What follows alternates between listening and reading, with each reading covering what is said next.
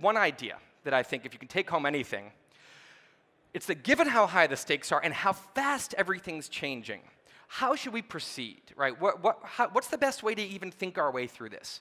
So let's talk quickly about two kinds of geology. Let's just zip back to the 1600s for a second. And you have two camps studying something like the Grand Canyon.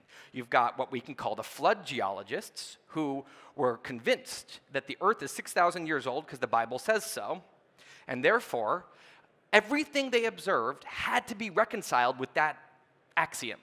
So they saw seashell fossils, that must be because of the flood, right? And so it's called flood geology, is the field because the flood was so often a way to kind of reconcile things that may seem to make no sense. There must have been this cataclysmic flood. Then there's the science geologists. Some of them were religious too, but they just had a different approach. They started with, I don't know. They just put down the Bible and said, let's just imagine we know nothing at all, and only use our observations. So what happens? Of course, their observations start to build up, and they're testing them, and they're changing their mind. And before you know it, they've discovered plate tectonics. And before you know it, the age of the Earth has gone back well past thousands of years to millions and eventually billions of years old.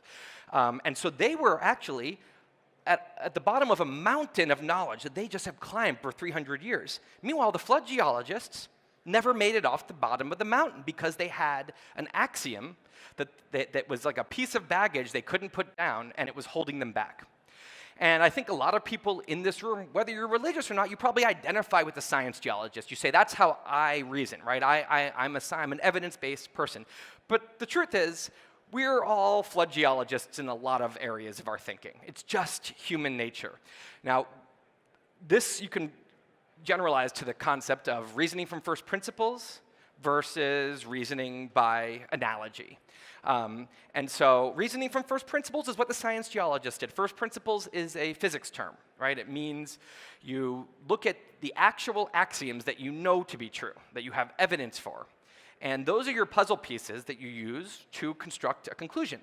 And if new evidence comes in, it changes that puzzle tower, and the conclusion changes. And so you think like a scientist. And you start with, I don't know, and you gather evidence.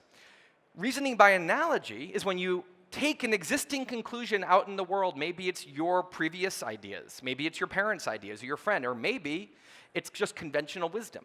And you adopt that into your head like a Bible. And you say, well, everyone's doing it, so it must be right. Or no one has built this, so it must not be possible. Or this is how it's always happened, so that's what will happen in the future.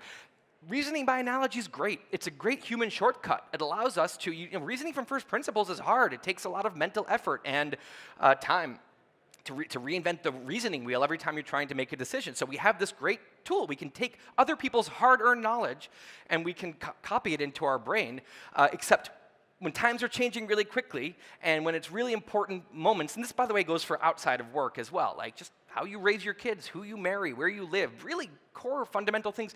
You really want to reason from first principles. So it's a general concept, but we're bad at it. We're bad at it because, first of all, our wiring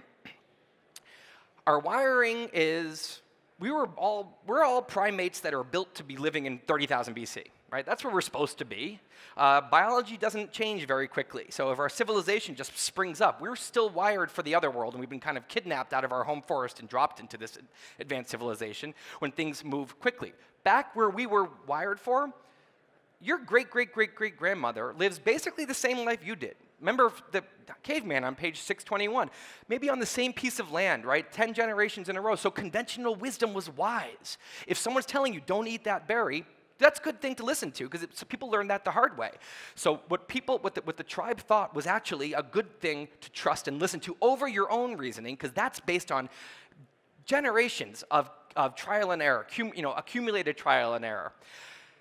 Today, we have to override that instinct to trust conventional wisdom, because conventional wisdom moves slowly, and when the world changes quickly, it's going to be not just lagging, just wrong, flat out wrong.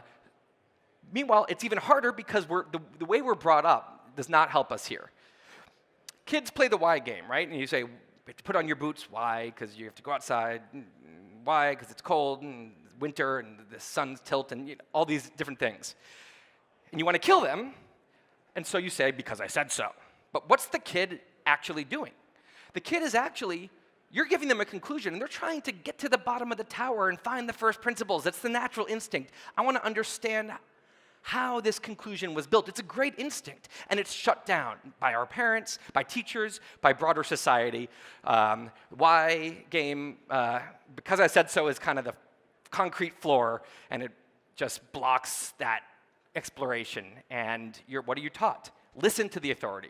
Don't hurt yourself reasoning. Just trust conventional wisdom, your parents, your teachers. And so we grow up,